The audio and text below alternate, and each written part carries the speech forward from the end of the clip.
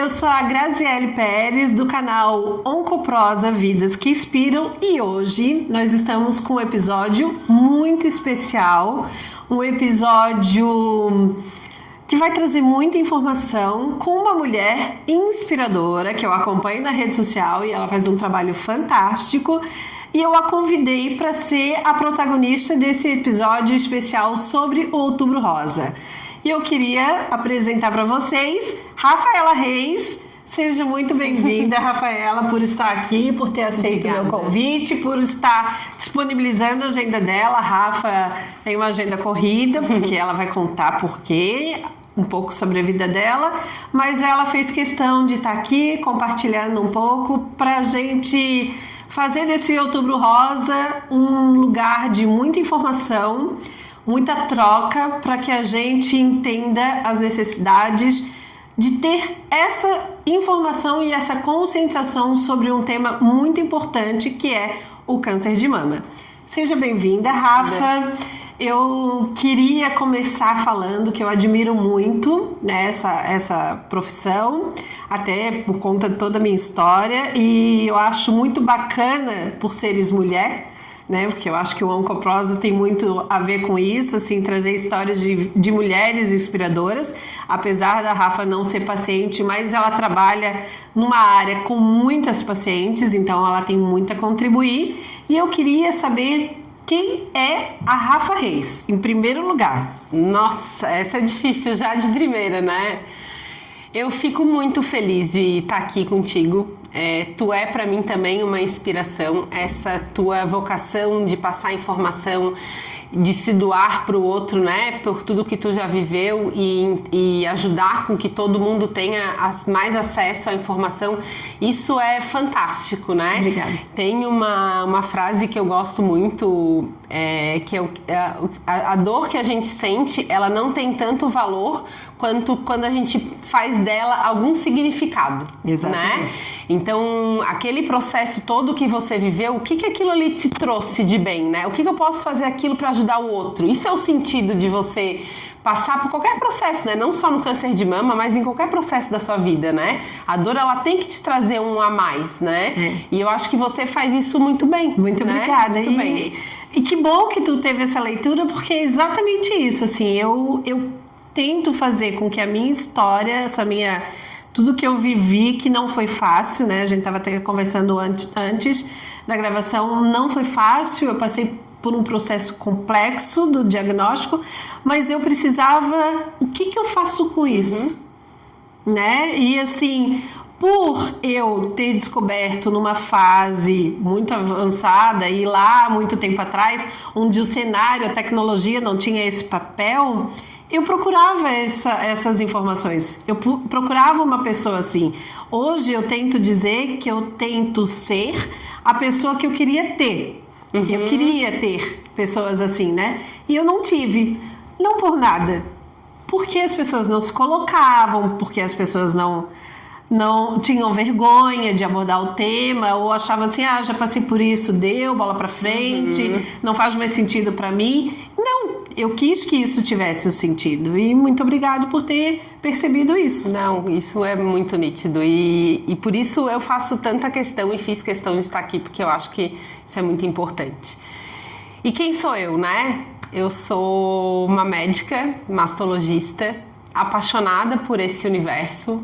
Eu gosto muito de tratar pacientes com câncer de mama. Claro que a minha profissão não é só câncer de mama, né? Mastologista não trata só disso, a gente trata de todas as doenças relacionadas ao universo da mama. Então, desde alterações benignas, né? Como assimetrias de desenvolvimento, né? Uma paciente jovem que está desenvolvendo a sua mama, uma desenvolve mais com a outra, porque nódulos que aparecem, então nódulos benignos, nódulos malignos como câncer, né? Alterações e complicações da amamentação, então todo o universo que envolve mamas, o mastologista é quem trata. Mas o câncer de mama é o nosso principal dia a dia, né? De doenças mais graves, né? Então o dia a dia do mastologista é mais rotina, exames de rastreamento, né? Mas de doenças realmente que a gente trata é o câncer de mama, né? E eu me sinto muito confortável em lidar com esse tipo de situação, porque eu gosto desse universo de mulheres, né? Então, estar ali cuidando da sua saúde, incentivando o rastreamento e próximas a elas durante o tratamento, isso me faz muito bem e eu acho que eu acabo conduzindo bem as minhas pacientes nesse sentido, né? E é interessante porque eu estava falando, quem me acompanha aqui sabe, eu tive um diagnóstico, vai fazer agora 13 anos que eu descobri. E na época era muito difícil ver mulheres na medicina, né? Até tinha, mas em regiões, em localidades, e mulheres também desse cenário da mastologia. Eu fiz o tratamento com um homem, mas a gente sabe, o meu médico é maravilhoso, adoro ele, não trocaria ele por nada, mas a gente sabe que tem mulheres que elas precisam disso, que elas têm se sentem mais íntimas, né? Ou mais entregues a outras mulheres que possam se identificar. Sim, isso tem muito, né? Muitas vão ao encontro de mastologistas mulheres, né? Acho que pelo sexo mesmo, né? De você se identificar melhor. A mulher tem essa característica de ser mais acolhedora, né? Então a gente acaba entendendo mais os sintomas muitas vezes. Com certeza. As falhas, os desafios, né? Da vida de ter que trabalhar, ter que cuidar da casa, do marido, da sexualidade, né? Então você acaba conseguindo adentrar mais nessa mulher do que muitas vezes um médico homem que tem todas as suas características e tem muitos que são maravilhosos, né? Mas a gente acaba tendo esse ponto a mais. O meu primeiro ginecologista era um homem, né? Porque ele era um médico da família ali, que foi ginecologista de todas.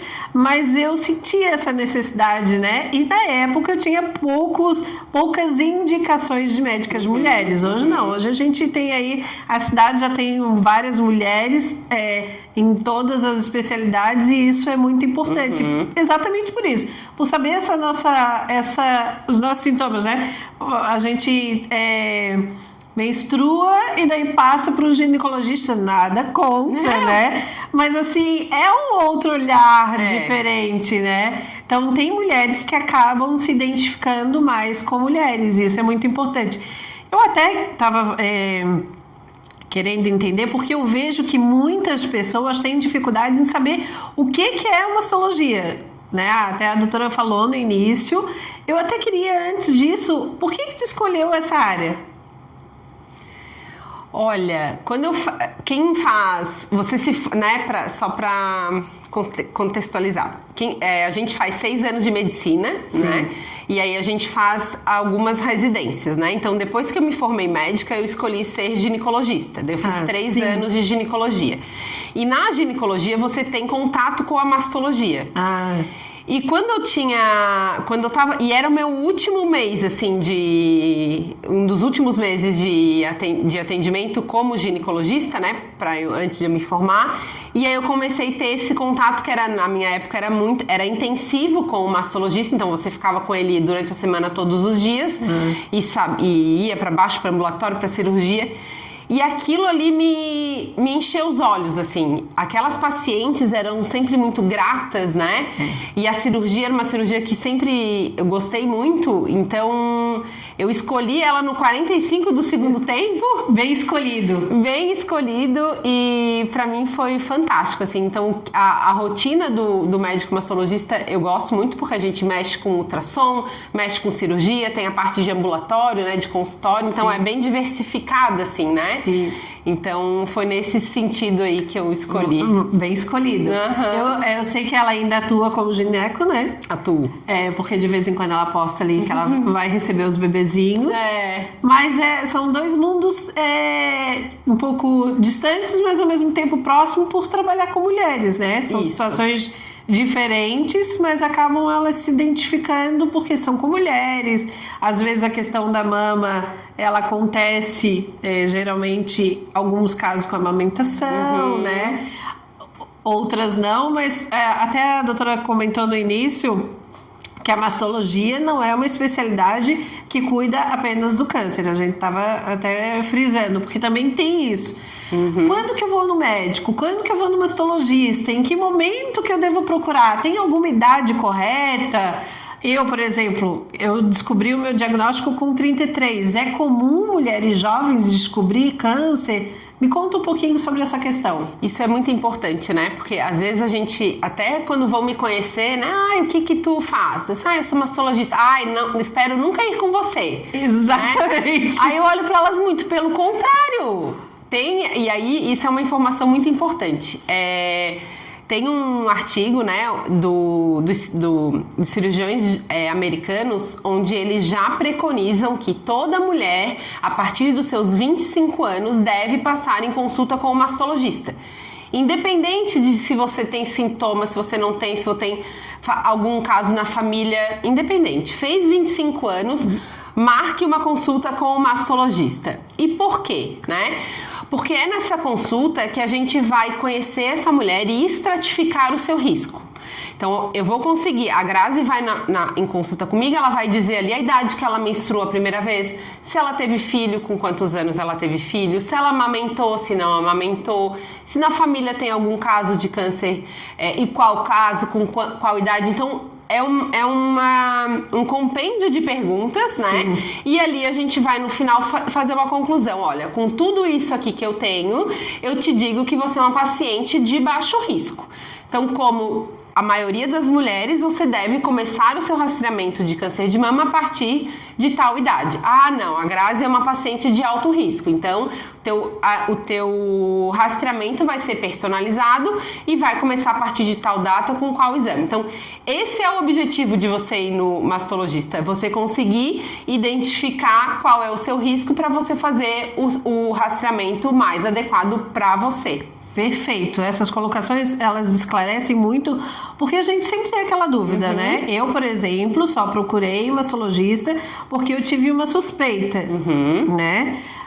E naquela idade, naquele cenário, não tem nenhum caso na família, eu nunca teria uma suspeita. Ou pelo menos entenderia que eu teria uma suspeita, né? Ainda bem que a minha ginecologista teve esse olhar. A gente sabe que nem todo mundo tem essa não vou falar sorte, mas essa oportunidade de ter uma médica atenta. Mas se a gente usar isso como habitual, pode ser um pouco mais fácil. Isso, e aí o habitual entra você nessas pacientes mais jovens, né? Como 30, 33 anos no teu caso, essas pacientes elas devem fazer uma consulta com o seu ginecologista anualmente. Sim. Né? Então, independente do sintoma que você tem, você deve ir no ginecologista todo ano para fazer os seus exames de rastreamento, seja preventivo de colo do útero, seja uma avaliação das mamas, né? Sim. E aí, em cima disso, vai se estratificando e em cima disso pedindo alguns exames específicos, né? Isso é importante porque eu não tinha aparentemente um sinal, mas como eu tinha essa questão de saber que tínhamos que fazer o preventivo anual, a ginecologista fez o preventivo e tocou na mama. No olhar dela, que foi diferente do meu olhar, na mão dela, que é diferente da minha mão, justo, identificou uma pequena alteração. E ela fez o encaminhamento. Então, se eu não tivesse feito pelo menos o preventivo... E é isso aí, porque pacientes nessa idade com menos de 40 anos, a gente não tem políticas de rastreamento. Então, o ginecologista acaba sendo essa ponte, né? Sim. Porque ele vai fazer o exame clínico das mamas e junto com o seu autoexame, com o seu autoconhecimento, é que a gente vai diagnosticar lesões, né? Mais precocemente. Até porque, no meu caso, naquela época, nós não tínhamos caso nenhum na família. Depois de mim, eu tive uma tia, mas o nosso não era hereditário. Então, eram 2 casos isolados. Mas se a gente tivesse algum caso na família, e mesmo assim eu não desse essa informação, eu não seria tratada da maneira correta. Ou se eu fosse preventivamente e desse essa informação, eu teria esse encaminhamento. Se eu tivesse... com 30 anos, não tenho nada suspeito, mas eu tenho uma mãe que tem um diagnóstico. Aí muda o olhar. Muda o protocolo, sim, né? Sim, A gente, por isso que é importante, né? Essa consulta você antecipar, porque daí você sabe que essa paciente tem um fator de risco aumentado e ela precisa ser olhada de uma outra maneira, né? Sim. Então, e se você não vai nessa consulta, você ia fazer o seu rastreamento só lá a partir dos 40 anos, que poderia ser tarde demais. Isso, exatamente. Agora, até falando em ser tarde demais, muitas de nós observamos algumas alterações e com medo a gente acaba protelando, né? Tem alguns tipos de câncer que são de crescimento mais rápido e tem outros câncer que são de crescimento mais lento. Sim. Correto, né? Correto. E se eu protelar e tentar esconder ou tentar não entender que isso é alguma coisa que deve ser investigado com algum médico, pode fazer alguma diferença no meu tratamento? Muito, faz muita diferença, porque o que acontece? Essa diferença de ser mais lento ou mais agressivo é de acordo com vários fatores, né? Um deles é o tamanho do tumor, né? Independente da sua histologia. Então, quanto maior esse tumor é diagnosticado, maior esse tumor é percebido, mais agressivo é o tratamento, né? Menores são as chances de cura, né? Você vai precisar fazer tratamentos mais longos e mais intensos, né? Com mais tipos de drogas, né? Enfim, comparado quando você descobre ele de uma maneira mais precoce, não palpando, né? Ou seja, aquele tumorzinho que estava lá sem nenhum sintoma. Então, o tamanho do tumor, ele já é um fator prognóstico importante, né? Aí, fora isso, a gente tem os tipos tumorais. Então, tumores que são luminais, que é aqueles que são responsivos a hormônios, eles tendem, né, de uma maneira geral, a serem tumores de um crescimento mais lento, comparado com os triplo negativos e os RET, que são tumores mais agressivos, de um crescimento mais rápido e geralmente acometem pacientes mais jovens, o que torna isso também um fator de prognóstico, né? E foi o meu caso, que ele era HER triplo, positivo, jovem, então ele era um crescimento muito mais rápido. Muito mais rápido, isso mesmo. E aí, isso tudo quando você junta, né, todas essas informações, você tem às vezes um tratamento diferenciado de outros, né? Então quer dizer que é verdade que os diagnósticos são diferentes um de outro? São diferentes um do outro, isso é muito verdade. Porque a gente tem aquela assim, mas a minha vizinha, ela fez só uma coisa, a minha tia fez só outra coisa. Então, cada diagnóstico, cada tumor, ele tem uma maneira de agir diferente em cada pessoa. Isso, e não só de agir, e aí em cima disso a gente faz cada vez mais tratamentos personalizados, né? Sim. Então, eu posso até te dizer, se tu colocares nos lugares que você vai para fazer o seu acompanhamento, 5 mulheres, uma do lado da outra, que tiveram câncer de mama, eu aposto que todas elas tiveram tratamentos diferentes. Uma às vezes fez uma quimioterapia antes, a outra fez uma cirurgia primeiro, uma usou determinada droga, a outra não fez quimioterapia, uma fez rádio, a outra não fez. Então, cada vez a gente tá nessa evolução de terapêutica, né? E isso no câncer de mama é fantástico, é um dos cânceres que mais cresce de inovação tecnológica, né? Então, a gente tem cada vez drogas muito mais efetivas, né? Eu posso dizer... E aí, isso faz com que cada vez mais o tratamento seja personalizado, né? E isso é importantíssimo. Então, porque a fulana fez químio e você não fez, não é porque você está sendo menos tratada do que ela, né? É porque o tratamento dela exigia, por conta de muitas informações... Muitos fatores, desde prévios à cirurgia, prévio à químio, o resultado do anátomo patológico, né? Idade, enfim, são muitos fatores que fazem com que a gente, em tumor boards, né? Que são reuniões clínicas multidisciplinar que a gente faz, ou seja, reúne o oncologista, o mastologista, o radioterapeuta, e ali a gente vai discutindo e opta, olha, esse tratamento aqui é melhor para essa paciente. Então tá cada vez mais personalizado. Por isso que a campanha da MUC desse ano é baseada no saber para viver, porque nós entendemos que a informação ela pode transformar a vida de muitas mulheres. E o que a doutora Rafaela está trazendo hoje aqui é algo que a gente sempre conversa, né? Para que a gente entenda, para que a gente possa ter essa certeza que a gente ainda acredita que a gente deve demorar, porque quem procura acha, né? Se eu for na médica, com certeza ela vai achar alguma coisa, com certeza ela vai me proibir alguma coisa, e isso não vai facilitar em nada. Eu sempre falo que se eu não fosse na médica, o tumor não ia sair andando sozinho.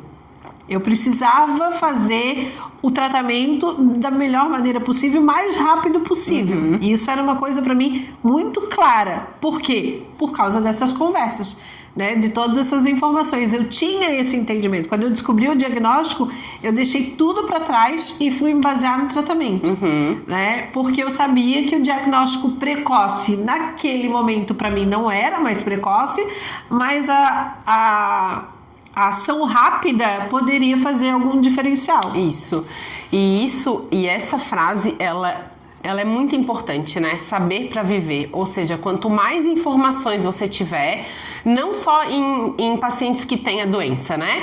Em mulheres no geral, né? Você precisa ter conhecimento de certas coisas para que você possa viver, né? Exatamente. Ou seja, você precisa saber que precisa fazer determinados tipos de exames de rastreamento, que você precisa ir no médico, e aquilo ali o médico vai te dar informações para que você consiga viver mais, você ter mais longevidade, né? Não ignorar. Então, informação é...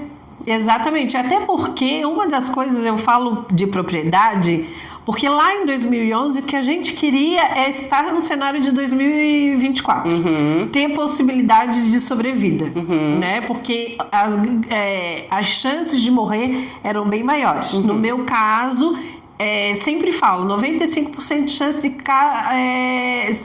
de chance de cura. Eu não estava nos 95% de chance. Então, eu estava dentro dos 5%. O que poderia me fazer sobreviver dentro dos 5%? A evolução da ciência. A evolução da ciência, um tratamento adequado e acesso à medicação, que é o que a gente quer, né? Então, assim, se a gente não encontra a cura, hoje é possível ter tratamento. Hoje as cirurgias são completamente diferentes de como era na minha época, né? As possibilidades de ter interferência ou ter sequelas mínimas é muito maior. Então, assim, ainda assim é baseado no saber e na informação, porque ainda assim, mesmo com todo esse avanço, ainda tem casos graves, casos que possam ser irreversíveis por falta de informação.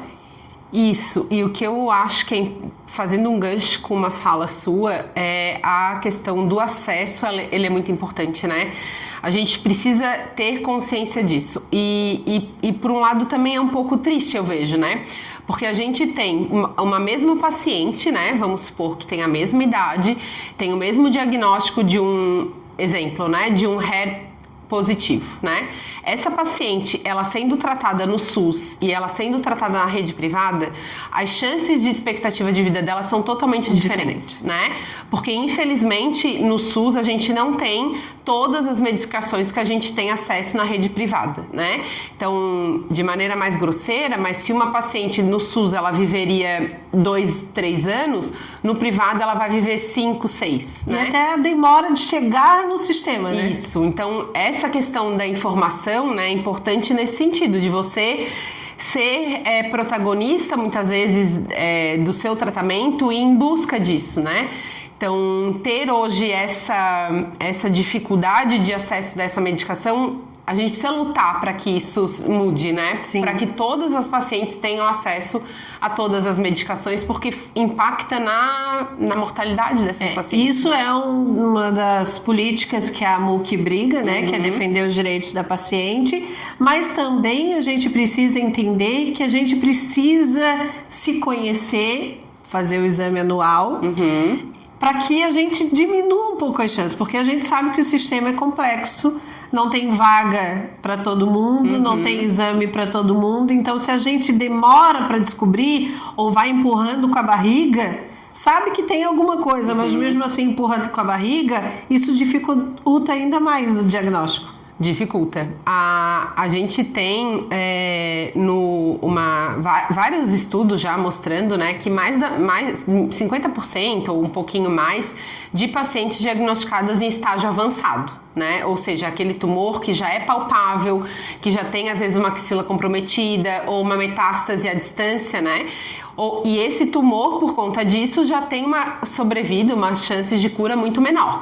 Então, a ideia sempre, ainda mais nessa época de Outubro Rosa, é chamar a atenção para o diagnóstico precoce. Então, você diagnosticar esse câncer onde ele não tem nenhum sinal, né? Então, não tem nenhum nódulo palpável, não tem nenhuma alteração de pele, nenhuma retração, nada, né?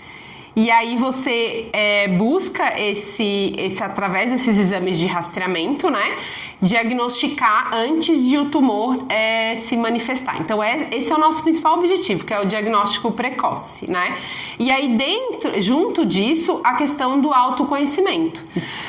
Então, a gente sabe que o exame clínico, você se palpar, ele não aumenta as chances de sobrevida dessa paciente. Não aumenta, não interfere em mortalidade, nada, né? Mas é importante que a gente tenha esse conhecimento para que, se eu vou na consulta com o meu ginecologista em março, eu vou voltar nele no outro março, né? Entendi. Então, eu vou ficar 1 ano sem contato com o médico. Então, eu saber como que são as minhas mamas, o tamanho, como que é o meu mamilo, como que é a coloração da minha pele. Se nesse 1 ano eu tiver qualquer alteração, eu vou buscar um atendimento antes do tempo. Perfeito, né? Perfeito essa colocação. Esse é a ideia de você conhecer o seu corpo para que você possa procurar ajuda antes do tempo e aí você faz um diagnóstico antes do tempo. Por isso que a gente fala que ela não é substituível, mas muitas de nós temos até essa questão assim, será que estava ali? Quando eu fui no médico, tinha alguma coisa? Né? Como a gente tem essa dificuldade de contato com o corpo, né? Muitas de nós temos dificuldade de se perceber, de até se olhar no espelho e ver que tem alguma alteração, uma coloração. Eu, por exemplo, naquele processo, eu tinha uma coloração diferente de um mamilo e outro. Mas no meu olhar eu não conseguia identificar. Tá. A médica percebeu que era uma coloração diferente uma da outra. Ela também percebeu pela quentura das mamas, né? Mas claro, eu também estava ali no período fértil, eu também estava na tabelinha querendo saber para engravidar. Então, naquele período, com aquele olhar, eu não pude fazer essa percepção, porque o meu foco era outro, era tentar engravidar. Mas quem iria fazer por mim? Uma médica especialista. Isso. Então, essa questão do autocuidado tá muito relacionada com esse olhar que você tem por você, esse amor próprio, né? Você cuidar de si. E hoje a gente vê muito por conta também de sobrepeso, de obesidade, essas mulheres cada vez mais tendo vergonha do seu corpo, né? Então, saem do banho correndo, já bota roupa e já não se olha no espelho. Aí muitas já começam a diminuir a relação sexual, então nem o marido já não toca. Então, isso acaba dificultando muito essa questão, né? Isso. Então, você precisa se olhar, né? E a nossa vida, ela nos engole, né? A pressa, querendo fazer tudo ao mesmo tempo, e às vezes a gente não para nem para isso, porque a gente pensa assim, se eu parar, se eu ir no médico, eu tenho tanta coisa para fazer, e às vezes aquele parar faz toda a diferença. Então, o que eu sempre tento incentivar, né, a essa questão de você se autoexaminar, busque ali, por exemplo, se você menstrua, o ideal é que você faça esse exame das mamas depois da menstruação, né? Então, espera ali 1 semana e você na frente do espelho com as mãos para cima, dá uma palpada, olha o tamanho, né, na frente do espelho, deita na cama, dá uma palpada também, vê como que tá o tamanho, a cor, rapidinho ali, não precisa ser todo mês, mas faz ali a cada uns 2, 3 meses, né? E se você não menstrua, porque a menstruação dá essa ajuda, né?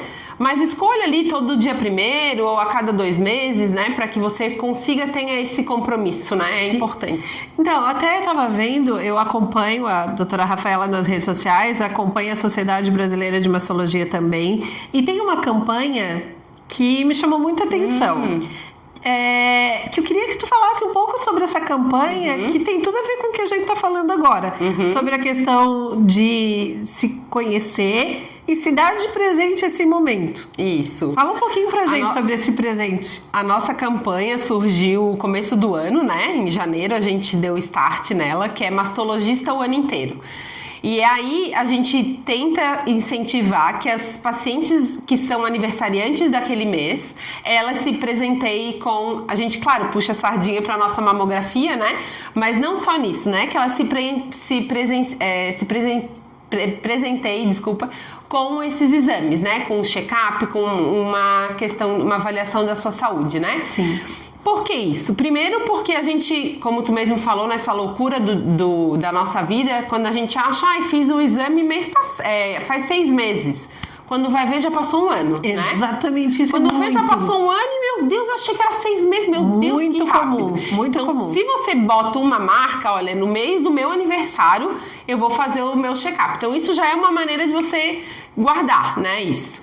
E outra, porque essa época aí de outubro, novembro, é uma época que as pessoas se acordam também pra vida. Assim, meu Deus, já tá acabando o ano e eu não fiz os meus exames. E por causa das campanhas também. Isso, e aí acaba dando uma sobrecarregada, né? E aí se vai marcar um exame, tem pra daqui 3 meses, 4 meses. Então, a ideia é que você cuide da sua saúde, se presenteie, né? Como o seu aniversário.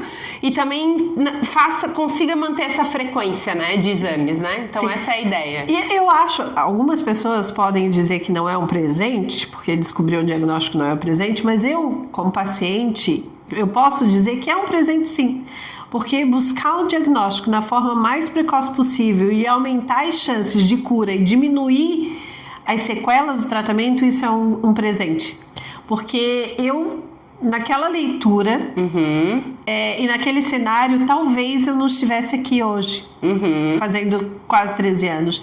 E hoje eu vendo, assim, o quanto o acesso ao medicamento, o acesso a grandes tratamentos, às cirurgias, talvez não no meu caso, porque ele já estava grande demais, eu não precisasse fazer uma mastectomia completa, talvez eu não precisasse fazer uma reconstrução do dorso, talvez eu hoje, com a tecnologia que a gente tem de poder... Já tem mulheres que engravidam pós-diagnóstico, eu poderia ter tido a oportunidade de ter gerado um filho, né? Porque eu só fui tirar o útero e o ovário 4 anos depois. Então, assim, poderia ter acontecido tantas coisas diferentes que, se eu me der esse presente, isso é um presente. Porque quando a gente descobre um câncer, a gente sabe que não é um presente. Mas também não é se esconder dele que ele vai embora. Muito pelo contrário. É uma coisa que eu sempre falo, se ele tá ali, não é não indo na doutora Rafaela que ele vai embora, muito pelo contrário. Né? Se eu ficar ali tentando fingir que ele não tá ali, ele vai crescer. Né? E eu poderia me dar de presente, sim, essas chances de um tratamento menor, né? Essas chances de uma sequela menor. Né? E a gente sabe, como a doutora também comentou, que o sistema ele é muito complexo. E daí, quando a gente quer e a gente descobre, a gente quer para ontem. Mas o prazo não é assim. Não é assim que funciona. E se a gente estiver no nosso ritmo, no nível certo, a gente pode esperar o tempo que é necessário. Né? Porque tudo existe tempo. Né? Temos a legislação ali com tempo de 30 dias, 60 dias. A gente sabe que o sistema às vezes atrasa, mas se a gente já atrasa no diagnóstico... Aí a gente quer dar um murro no sistema, porque o sistema... Não tá dando os 30 dias ali, né? Então eu acho que tem que ter um equilíbrio. A gente também tem que fazer a nossa parte. Tem que fazer a nossa parte. E isso e tu falou coisas muito importantes, assim, né? A questão da gravidez pós-câncer, né? Hoje em dia... A gente já tem estudos muito bem estabelecidos, né, que mostram que a paciente pode engravidar sem aumentar suas chances, sem aumentar o risco de você ter câncer de mama. A gente tem gravidezes super saudáveis, bebês que nascem ok, né? E você consegue, por exemplo, na sua época, né, vamos supor, você diagnosticasse o câncer de mama ali e você manifestasse esse desejo, né, de querer ter filhos, Às vezes, em uma semana, a gente consegue fazer indução, coletar esse óvulo, né? Fazer todo o congelamento de óvulos e de embrião, enfim, congelar você ir para o seu tratamento em pouco tempo, né? Sim, exatamente. Então isso é informação, isso é saber, né? Exatamente. Então, claro, não conseguimos isso no SUS, não conseguimos, né? Mas a gente já consegue isso no serviço privado. Isso. E cada vez mais com custos menores, né? Isso. Antigamente era muito caro você fazer isso. Hoje tem um custo? Tem, mas muito menor do que na época, né? Exatamente. E dependendo, assim, tem pessoas que mesmo assim pagaria, Lógico. mas não teve a informação. Uhum. E segundo, que eu, na minha situação, eu só sabia que eu ia morrer. Uhum. A informação era isso, que eu ia morrer em 6 meses. Não foi a médica que disse, Grazi, tu vai morrer em 6 meses, mas tudo era indicativo porque o câncer sim era agressivo. Ela deixou bem claro, Grazi, nós vamos fazer tudo que está ao nosso alcance. Uhum. Mas nem sempre o que está ao nosso alcance é uma resposta positiva. Sim, e porque você já tinha um diagnóstico muito avançado, né? Exatamente. Então, hoje em dia, a gente faz um diagnóstico de câncer no estágio inicial, a gente consegue ter chances de cura em torno de 95%. Sim. Então, o câncer de mama, claro que ele vai assustar, né? Sim. Ninguém quer ter câncer de mama. Mães, é a primeira coisa que pensa, meu Deus, vou ver meu filho crescer, se formar, enfim, né? Sim. O medo da morte, ele é a primeira coisa que vem, não Sim. tem como, né? Mas a gente precisa ter essa informação de que o câncer de mama hoje é uma doença que tende a ter uma expectativa de vida muito boa. E a gente mas quando tem o tratamento, o diagnóstico mais precoce. E o que a gente quer, na verdade, é saber das possibilidades. Uhum. Né? Saber que tem pra gente poder tentar Decidir. buscar um alívio. Uhum. E decidir buscar um alívio. Porque, assim, se a gente só tem informação de morte, Uhum. a gente vai entregar a morte. Justo. A gente já vai morrer no psicológico sem o tratamento. É. Né? Eu não morri de morte, de pensamento, porque eu sou firme. Uhum. Né? E eu tinha o Vitor, e eu pensei assim, eu vou morrer em 6 meses, o que eu vou fazer nesses 6 meses? Uhum. Foi isso que eu pensei. Eu tenho 6 meses, então eu vou fazer isso, vou fazer aquilo, isso eu não fiz, isso eu não fiz, nos 6 meses, mas nem todo mundo pensa assim. Uhum. Todo mundo recebe um diagnóstico, mesmo que diga assim, tu não vai morrer, já morreu. Uhum. Só ali no meio. Já se entrega. Já se entrega, né? E isso tudo prejudica. A minha sorte é que eu não tinha esse perfil. E talvez por isso eu esteja aqui. Mas, assim, a falta dessa informação, porque eu fui buscar. Tá, não morre? Então quem que não morreu aí pra mostrar? Uhum. Me mostra aí quem não morreu. Não tinha. Tinha, sabe quem? A Patrícia Pilar. Mas só que a Patrícia Pilar, eu não poderia me comparar a ela. Porque a Sim. Patrícia Pilar é outra realidade, é global. Sim. Então não tinha pessoas normais ali. E daí eu assim, não, se não tem é porque morre mesmo. Né? Então, por isso esse ambiente onde a gente deva conversar, trocar, né? E acho que é muito importante o apoio dos especialistas em estar aqui, cedendo o seu espaço, cedendo o seu horário para conversar com a gente, porque essa troca fica mais rica, porque não é a Grazi que está falando, né? É a doutora Rafaela, com toda a expertise dela, que está falando isso, junto com a minha experiência, Grazi. Né? Então, assim, essa questão que ela trouxe sobre cidade presente, eu vou dizer, não, é verdade, é um presente. É um presente. Que ela vai dizer assim, é um presente porque ela tem que fazer mamografia. E eu vou dizer, não, realmente é um presente. Porque ter essa oportunidade, ter um impacto menor, é um presente. É. E aí eu puxo o gancho para nossa querida mamografia, né? A mamografia ela é o exame hoje estabelecido que é o único que salva vidas e diminui mortalidade de câncer de mama, né? Então é o que a gente divulga sempre, mamografia a partir dos 40 anos anualmente para pacientes de baixo risco. Então essa é a nossa principal campanha, né? Ela não é substituída pelo ultrassom, ela não é substituída pela ressonância, né? É a mamografia. Por que é a mamografia, né? Porque a mamografia, quando a gente diagnostica precocemente um tipo de câncer que é o nosso objetivo, né? Que é o câncer, o CDIS, que é o câncer de mama in situ, é ele que vai fazer com que a gente consiga ter essa diminuição da mortalidade, porque o ultrassom não vai mostrar essas calcificações do carcinoma in situ. a ressonância não vai mostrar, é a mamografia que mostra, tá? Interessante. Então, por isso que a gente não pode substituir esses exames. Então, mamografia às vezes atrapalha, é chato porque aperta, umas pacientes sentem mais desconforto do que outras, mas é uma vez por ano, né? E ela pode sim ter um impacto bem importante no seu diagnóstico. Bom, eu não senti a dor que todo mundo fala. É bem eu pessoal, não senti, né, a dor que todo mundo fala, e assim, posso te dizer que a dor de toda a agressividade do tratamento e o medo da morte é maior do que a dor da mamografia. Eu acredito. Porque assim, para quem depila com cera na perna e depila com cera na virilha, pode fazer uma mamografia tranquilo. Tu não acha, doutora? Porque assim, existe, eu acho, muito essa fala, né, de pessoas. Eu lembro a primeira vez que eu fui me depilar com cera, a pessoa que estava do meu lado parecia que ela estava tendo um parto. E assim, dói. Mas assim, tu não quer ficar bonita? Não quer ficar com a perna lisinha? Tu não paga aí para fazer uma depilação com cera? Por que não fazer uma mamografia para tentar descobrir uma possibilidade de vida? Porque muita gente fala, eu ouvi muito, eu dei muita palestra no Outubro Rosa do ano passado e eu ouvi muitas pessoas dizerem na minha frente que eu não sou médica, então as pessoas até deixam de falar porque é médica. Quem procura acha, eu não vou achar porcaria nenhuma. Quem procura acha, quem acha cura.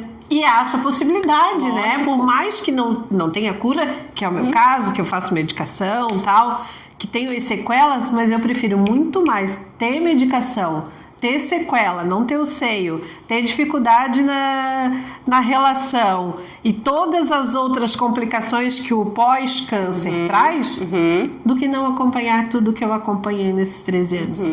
O Vitor tinha 4 anos, doutora. Pensa, olha só. O Vitor tá com 17 anos. Então, assim, quando tu tá no leito de uma cama, tu faz promessas até para subir escadaria de joelho.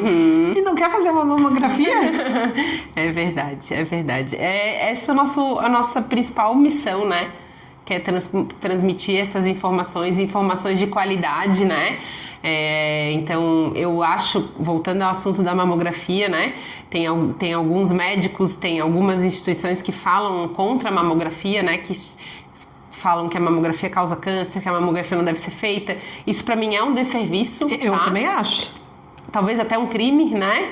Também acho. Porque você tá deixando... e você, hoje em dia, com a rede social, você atinge muita gente, né? Então, o teu nível de influência na vida das pessoas é enorme, né? Então, isso faz com que você tire vidas, oportunidades, né, de diagnósticos. Eu também acho, porque não existe campanha grande para tirar refrigerante. E se for colocar, né, o refrigerante consome todos os dias. E assim, a mamografia é uma única, né? Mas volta o teu pensamento. E então a gente deve sim intensificar esse incentivo a esse tipo de ação, né? Nessa parte do Outubro Rosa a gente faz muito isso porque é a nossa principal missão, né? Fazer com que as pacientes tenham acesso à informação e informação de qualidade. Isso. Né? Mas a gente não quer utilizar isso só no outubro. A gente sabe que o outubro é um período que a maior visibilidade é direcionada para o outubro. Mas nós, Grazi como paciente, influenciadora, a doutora Rafaela como médica, nós falamos sobre isso o ano inteiro. Porque a gente recebe depoimentos ou diagnósticos em janeiro, em fevereiro. Né? E muitas vezes tu deves passar com pacientes que buscou e que disse assim, meu Deus, se ela tivesse feito tal coisa, se ela soubesse de tal coisa, talvez ela não estaria dessa maneira. E eu acho que acredito que deva muitos pacientes passar pela senhora e dizer assim, por ti, e dizer assim, por que eu não soube disso antes, doutora? Por que não me falaram disso antes? Muito, né? E aí, pegando o teu gancho, que eu acho que é importante a gente frisar, né? Essa questão de fatores de risco, né? Então, fazer o exame com frequência é sim uma maneira de você fazer a sua prevenção, mas a prevenção ela deve ser a prevenção primária, né? Ou seja, a gente diminuir as chances de ter que diagnosticar na mamografia, né? Então, o que a gente pode fazer antes para que a gente diminua o nosso risco, né? Porque se a gente pensa, né, existe câncer de mama em homens, também existe, mas eles são muito raros, né? O maior acometimento é em mulheres. Então, o fato de eu ser mulher e envelhecer é o principal fator de risco. E isso a gente não muda, né? É nosso já. Então a gente tem que aceitar, né? Que a gente é mulher e que a gente vai envelhecer e por conta disso a gente já tem um risco aumentado de câncer, tá? Mas a gente precisa trabalhar os outros fatores de risco. Então o câncer de mama, ele é ali aquela balancinha, né? Quanto mais fatores de risco a gente puder diminuir, melhor, né? Então o que impacta realmente bastante na incidência do câncer de mama, né? É a questão da obesidade e sedentarismo, isso é muito, né? A gente vê aí em taxas de 40%, até mais, né? De aumento do risco de câncer, não só do câncer de mama, sendo como principal responsável a obesidade. Então, a obesidade por si só pode dar mais de 10 tipos de câncer. Então, no câncer de mama, ela é muito importante, principalmente no cenário de pós-menopausa. Então, paciente que parou de menstruar e começa a ganhar peso, porque a menopausa faz isso muito, né? Já começa a aumentar o seu risco. Aliado a isso, às vezes a paciente não faz nenhum tipo de atividade física, né? Hoje a gente já sabe também, através de artigos bem elaborados, a atividade física ela consegue reduzir em até 40% o risco de você desenvolver câncer ao longo da vida. Aquela atividade física regular, né, que você faz de moderada intensidade, em torno de 50 minutos na semana. Então é sim uma das medidas de redução de risco, a atividade física. Qual atividade física? A que você fizer, né? Claro que se eu pudesse te dar um conselho, seria a musculação. A musculação, ela é fantástica na questão de ganho de músculo, proteção óssea, né? Mas que adianta eu dizer pra você fazer musculação e você não vai nenhuma vez na semana? Mas você gosta de correr. Então, que ótimo! Vamos correr. Um pilates, um beach tênis, né? Enfim. Alguma coisa que saia que você faça, né? A questão do bebida alcoólica, tabagismo, então tudo isso, a gestação, a amamentação, tudo isso são fatores de risco que a gente precisa levar em consideração para a gente reduzir o risco de câncer de mama. E tem também, além desses fatores, os que não têm esses fatores, que no meu caso, né? Então... claro, né? Não é porque aquela paciente faz atividade física 5 vezes na semana, Exatamente. É magra, teve 4 filhos, amamentou todos, que ela não vai ter câncer de mama. Não, mas ela tem menos chance do que aquela paciente que é obesa, que é tabagista, que é sedentária, né? Mas é que pra gente não ficar também naquela informação, que eu tinha muito isso, eu não tinha grupo de risco. Você não tem grupo de risco, porque não precisa, não vou ter câncer. Porque eu amamentei exclusivo, não bebia, não fumava, né? Tinha uma alimentação razoavelmente boa, não era tão estressada, só um pouquinho, né? Com 33 anos. Então, não preciso nem ir no médico, porque eu não sou do grupo de risco. Isso é uma informação importante. Eu acho, gente, na minha opinião, que esse pod ficou maravilhoso. Acho que a gente conseguiu trazer muitas informações, né? E eu acredito que possa vir ajudar alguém nesse momento. Se você gostou, curte. Se você gostou, compartilha, porque se essa informação chegar ao maior número de pessoas, a gente vai estar muito feliz e muito agradecido com isso. Eu queria agradecer a doutora Rafaela por todo o empenho, todo o carinho, pela conversa que tivemos hoje. Obrigada por tudo. Espero estar aqui com você mais uma vez. Conte comigo sempre. Tchau!